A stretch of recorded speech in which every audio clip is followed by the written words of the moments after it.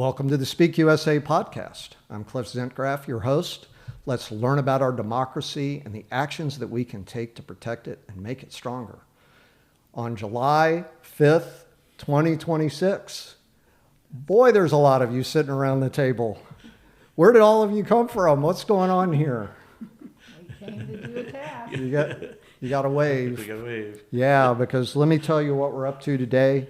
We are going to read through the Declaration of Independence on July 5th, 2026. Before we do that, we're going to talk a little bit about how we feel about the Declaration of Independence, some things that stand out to us when we talk about it. We ought to go around the table here, though. Mitzi, I'm going to start with you at the end. Tell everybody who you are and say hi. Hi, I'm Mitzi Walser. And? I am Kathy Manna. I am Philip Manna. And Debbie Zentgraf. And I'm Cliff, but I think I already said that. So here we are it's the 250th anniversary of our country. And I think all of us at this table have been working to try to make the things we like, do more of that and do less of the things that we don't like in our country. Here we're getting ready to read through the Declaration. What stands out to you all in the Declaration of Independence?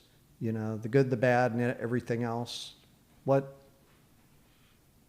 Well, I think that they were pretty brilliant, all of them. Just coming together and figuring out how to write it, because certainly there was a whole dialogue with regards to how it was from a nation perspective, a federal perspective versus the state perspective, and a lot of dialogue kind of figuring out how they're going to form everything, and they did a bang-up job figuring it out. Yeah, a lot of work. And, you hear people talk a lot about the genius of those people. Now, genius doesn't mean perfect, though. Oh, absolutely. Does it? There are a lot of ideals that are in the Declaration of Independence that those people didn't live up to themselves, that our country didn't live up to at the time. We're doing a lot better in some ways, but in a lot of ways, there's still a lot to work on in our country. Other thoughts? What do you think about when you think about the Declaration of Independence? I think about what a big deal it was at the time, and still should be to us, but what a big deal it was and how much thought they must have put into it. And Can you imagine what it would have been like? Have you ever thought about what it would have been like to be alive at that time? It's so easy for us to talk about it now, but I mean, these people literally put their lives at stake. It blows me away to think about that. mm-hmm. And I wonder what I would have done Mm-hmm. at the time. Yeah. I think the one thing I like was that beginning where it talks about we hold these truths to be self-evident that all men, and I think women included, are created equal. And I think that is a point that is just so precious to me, having looking at my heritage of my family. I have ancestors that came from Germany, from Ireland, from France, and then Hawaii, and how they traveled all the way to Hawaii. And it's such a melting pot, but each of us are all equal. So that has always stood out to me. And you raised one of the points we needed to talk about, which is that it says a lot about men, and there's one place in the Declaration where it says we're being manly. And, hey, I could relate to Phil. I don't know about you. I could relate to that. But in any case, it's about more than that, right? Today women have the vote. And if y'all show up to vote, you got more vote than we do. Mm-hmm. Yeah. So Sometimes I wonder if they even thought about women, or if they were just knew they were only using the word man. Did any of them have any qualms about, there's other people here besides men? Mm-hmm. I Yeah. wonder what their thoughts were on that. Yeah, that's a great question. I'm sure there's a scholar out there somewhere. I wonder if Heather Cox Richardson, who we all like to read, I wonder if she knows a lot about Heather. Interestingly, right? I wonder if she knows much about that. I bet she does. So, there was that issue. There was also one passage in there, Debbie, it's the passage you're going to read, that points out that Britain is not protecting the colonists from a particular group of people. Yes, Yeah. it does mention the native indigenous people that were already here first and were mistreated horribly, so. Yeah, and we're going to read, just so all of you know, we're going to read through the entire Declaration of Independence. We're not going to skip any sections or try to cover anything up. As we kind of led with at the top, there's some really amazing things in here written by some people who are geniuses. There's a couple of things in here that we've had to work on to get better. Phil, you were thinking a lot about the U.S. Constitution as we've been working on reading through the Declaration of Independence, and you brought an interesting idea to the table of how things have developed over time. Yeah, so I think, as been stated, it's always been a work in progress for all of it, and as well as our democracy. And, I was opining on, I was around for these 1976 bicentennial, and really how happy everybody was at that time. And we were kind of moving away from a lot of the challenges that we had from the 60s and in the 70s with regards to the government and everything. I don't think that happiness exists right now. And so this document reads more true to me, and stands much taller than it did then, because before I was happy about where life was, where now is the realization that we need to kind of work back towards this. Yeah, what an interesting perspective on it. One of the things that Heather Cox Richardson said that really stood out to me, for those of us that are a little or a lot unhappy with what's going on in our country right now, demand that your government work the way that it was meant to work. And that's where we're at right now, right? We are demanding that, this is the precious legacy that's been left to us, and we're not giving it up. We're going to be, to the extent people are trying to take it away, we're going to be here to protect it. Any other thoughts from any of you before we start reading? All right. Well, this is a special thing that we're doing on the Speak USA podcast, reading through the Declaration of Independence. We got a lot of people around the table, so pardon us as we make small mic adjustments as we go to make sure everybody can read well. The Declaration of Independence. The Declaration of Independence in Congress, July 4th, 1776. The unanimous declaration of the 13 United States of America. When in the course of human events it becomes necessary for one people to dissolve the political bands which have connected them with another, and to assume among the powers of the earth the separate and equal station to which the laws of nature and of nature's God entitle them, a decent respect to the opinions of mankind requires that they should declare the causes which impel them to the separation.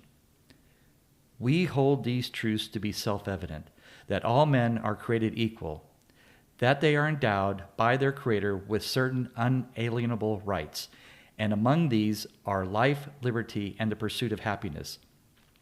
That to secure these rights, governments are instituted among men, deriving their just powers from the consent of the governed, that whenever any form of government becomes destructive of these ends, it is the right of the people to alter or to abolish it, and to institute new government, laying its foundation on such principles and organizing its powers in such form as to them shall seem most likely to affect their safety and happiness.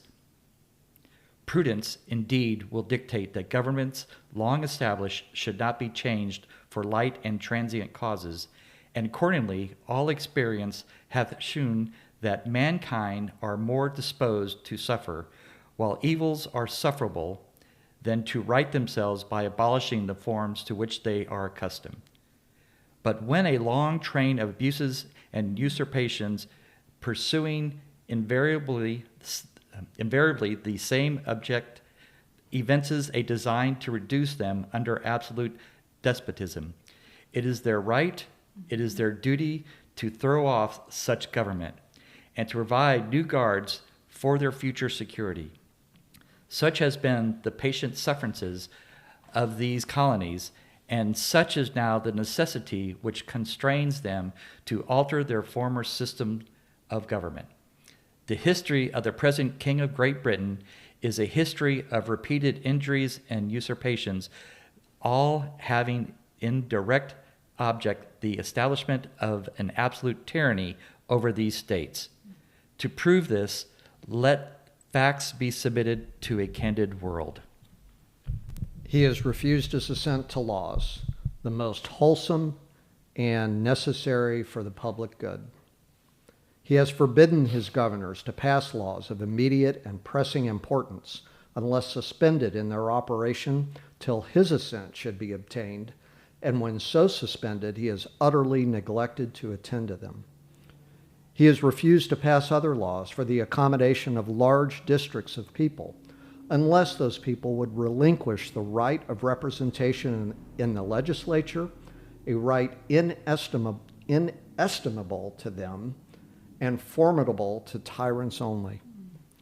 He has called together legislative bodies at places unusual, uncomfortable, and distant from the depository of their public records for the sole purpose of fatiguing them into compliance with his measures. He has dissolved representative houses repeatedly for opposing with manly firmness his invasions on the rights of the people. He has refused for a long time, after such dissolutions, to cause others to be elected, whereby the legislative powers, incapable of annihilation, have returned to the people at large for their exercise. The state remained, in the meantime, exposed to all the dangers of invasion from without and convulsions within. He has endeavored to prevent the population of these states, for that purpose obstructing the laws of naturalization of foreigners, refusing to pass others to encourage their migrations hither, and raising the conditions of new appropriations of lands. He has obstructed the administration of justice by refusing his assent to laws for establishing judiciary powers. He has made judges dependent on his will alone for the tenure of their offices and the amount and payment of their salaries. He has erected a multitude of new offices and sent hither swarms of officers to harass our people and eat out their substance. He has kept among us, in times of peace, standing armies without the consent of our legislatures. He has affected to render the military independent of and superior to the civil power. He has combined with others to subject us to a jurisdiction foreign to our Constitution and unacknowledged by our laws, giving his assent to their acts of pretended legislation, for quartering large bodies of armed troops among us, for protecting them by a mock trial from punishment for any murders which they should commit on the inhabitants of these states, for cutting off our trade with all parts of the world, for imposing taxes on us without our consent, for depriving us in many cases of the benefits of trial by jury, for transporting us beyond seas to be tried for pretended offenses, for abolishing the free system of English laws in a neighboring province, establishing therein an arbitrary government and enlarging its boundaries so as to render it at once an example and fit instrument for introducing the same absolute rule into these colonies. For taking away our charters, abolishing our most valuable laws, and altering fundamentally the forms of our governments, for suspending our own legislatures and declaring themselves invested with power to legislate for us in all cases whatsoever. He has abdicated government here by declaring us out of his protection and waging war against us. He has plundered our seas, ravaged our coasts, burnt our towns, and destroyed the lives of our people. He is at this time transporting large armies of foreign mercenaries to complete the works of death, desolation, and tyranny, already begun with circumstances of cruelty and perfidy, scarcely paralleled in the most barbarous ages and totally unworthy the head of a civilized nation. He has constrained our fellow citizens, taken captive on the high seas, to bear arms against their country, to become the executioners of their friends and brethren, or to fall themselves by their hands. He has excited domestic insurrections among us, and has endeavored to bring on the inhabitants of our frontiers, the merciless Indian savages whose known rule of warfare is an undistinguished destruction of all ages, sexes, and conditions. In every state of these oppressions, we have petitioned for redress in the most humble terms. Our repeated petitions have been answered only by repeated inquiry. A prince whose character is thus marked by every act which may define a tyrant is unfit to be the ruler of a free people. Nor have we been wanting in attentions to our British brethren. We have warned them from time to time of attempts by their legislature to extend an unwarrantable jurisdiction over us. We have reminded them of the circumstances of our immigration and settlement here. We have appealed to their native justice and magnanimity, and we have conjured them by their ties of our common kindred to disavow these usurpations, which would inevitably interrupt our connections and correspondence. They too have been deaf to the voice of justice and of consanguinity. Consanguinity, I did it. We must therefore acquiesce to the necessity which denounces our separation and hold them as we hold the rest of mankind, enemies in peace, enemies in war, in peace, friends. We therefore, the representatives of the United States of America in General Congress, assembled appealing to the Supreme Judge of the world for the rectitude of our intentions due in the name and by authority of the good people of these colonies, solemnly publish and declare that these united colonies are, and of right ought to be free and independent states, that they are absolved from all allegiance to the British Crown, and that all political connection between them and the state of Great Britain is and ought to be totally dissolved, and that as free and independent states they have full power to levy war, conclude peace, contract alliances, establish commerce, and to do all other acts and things which independent states may have right to do. And for the support of this declaration, with a firm reliance on the protection of divine providence, we mutually pledge to each other our lives, our fortunes, and our sacred honor. Signed, John Hancock, Josiah Bartlett, William Whipple, Matthew Thornton, Samuel Adams, John Adams, Robert Treat Payne, Elbridge Gary, Stephen Hawkins, and William Ellery. Roger Sherman, Samuel Huntington, William Williams, Oliver Walcott, Richard Stockton, John Witherspoon, Francis Hopkinson, John Hart, Abraham Clark, Caesar Rodney. George Reed, Thomas McKean, Samuel Chase, William Paca, Thomas Stone, Charles Carroll of Carrollton, George Wythe, Richard Henry Lee, Thomas Jefferson, Benjamin Harrison V. Thomas Nelson Jr., Francis Lightfoot Lee, Carter Braxton, William Floyd, Philip Livingston, Francis Lewis, Lewis Morris, Robert Morris, Benjamin Rush, and Benjamin Franklin.